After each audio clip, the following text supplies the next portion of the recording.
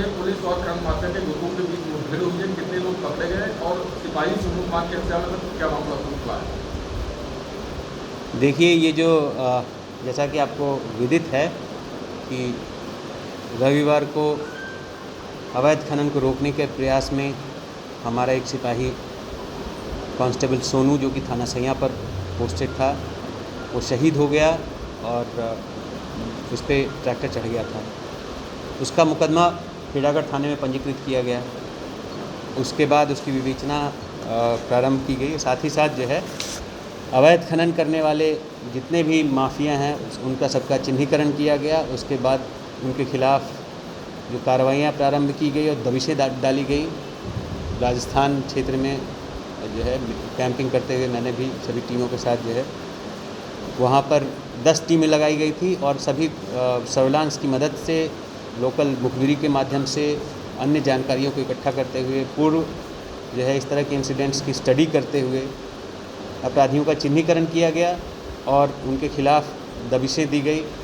और तब जो ये घटनाक्रम प्रकाश में आया है कि उस दिन जब सोनू ट्रैक्टर के पीछे भागा था और उसको रोकने की कोशिश की थी, तो उस ट्रैक्टर ने उसके ऊपर में चढ़ा के उसकी हत्या कर दी और उसी में के वांछित अभियुक्तों की गिरफ्तारी हेतु 10 टीमों के द्वारा कार्रवाइयाँ की गई। इसी क्रम में खेड़ागढ़ सर्किल में थाना सैया, थाना खेड़ागढ़, थाना इरादत नगर और थाना जगनेर में कार्रवाइयाँ हुई हैं। मुखबिर की सूचना पे जब ये लोग रेकी टीम इनकी निकली हुई थी और ये अपराधी निकले हुए थे, उसी समय अलग अलग स्थानों पे चारों थाना क्षेत्रों में गिरफ्तारियाँ हुई हैं, जिसमें खेड़ागढ़ में 4 गिरफ्तारियाँ हुई हैं, सैया में 1 गिरफ्तारी हुई है, इरादत नगर में भी 1 गिरफ्तारी हुई है और जगनेर में 3 गिरफ्तारियाँ हैं। इसके अलावा जो है कुछ अभियुक्त भागने में भी कामयाब हुए हैं, उनका भी चिन्हीकरण किया गया है। ये जो लोग गिरफ्तार हुए हैं इनका आपराधिक इतिहास निकाला जा रहा है। इसमें से कुछ लोग उस दिन जो है ट्रैक्टर पे मौजूद भी थे, उनका जो है फिजिकल लोकेशन, उनका डेटा, मोबाइल डेटा से भी वेरीफाई किया गया है।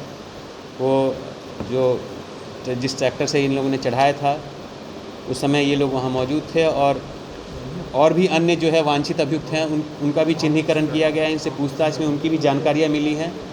तो इस तरह से जो है 4 थानों में एक साथ ताबड़तोड़ कार्रवाइयाँ कर खनन माफिया के खिलाफ कार्रवाई की गई है और हम इन लोगों की कमर तोड़ते रहेंगे।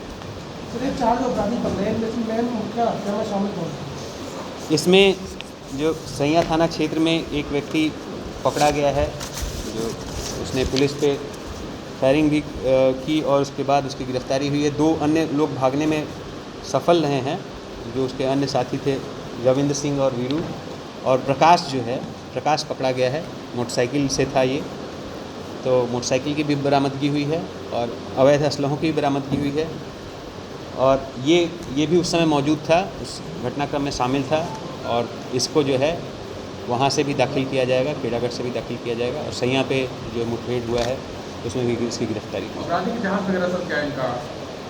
इनके आपराधिक इतिहास अभी तो जो हमारे पास उपलब्ध डेटा है उसके हिसाब से 4 मुकदमे हैं। इसके अलावा अन्य जो है इसमें बहुत सारे ऐसे लोग हैं कि जो राजस्थान में भी बंद हो चुके हैं और चूँकि समय घटनाक्रम के बाद समय इतना कम रहा है कि अभी राजस्थान से डेटा प्राप्त नहीं किया गया है, तो निसंदेह जो इनसे पूछताछ में जानकारियाँ मिली हैं कि इन्होंने कुछ घटनाओं में संलिप्तता स्वीकार की है।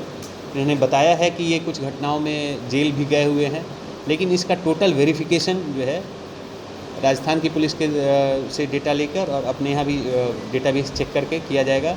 साथ ही साथ इनके खिलाफ़ गैंगस्टर की भी कार्रवाइयाँ की जाएंगी, इनके खिलाफ़ अन्य निरोधात्मक कार्रवाइयाँ की जाएंगी, ताकि इस तरह का जो है दुस्साहस और प्रयास कोई भविष्य में ना कर सके।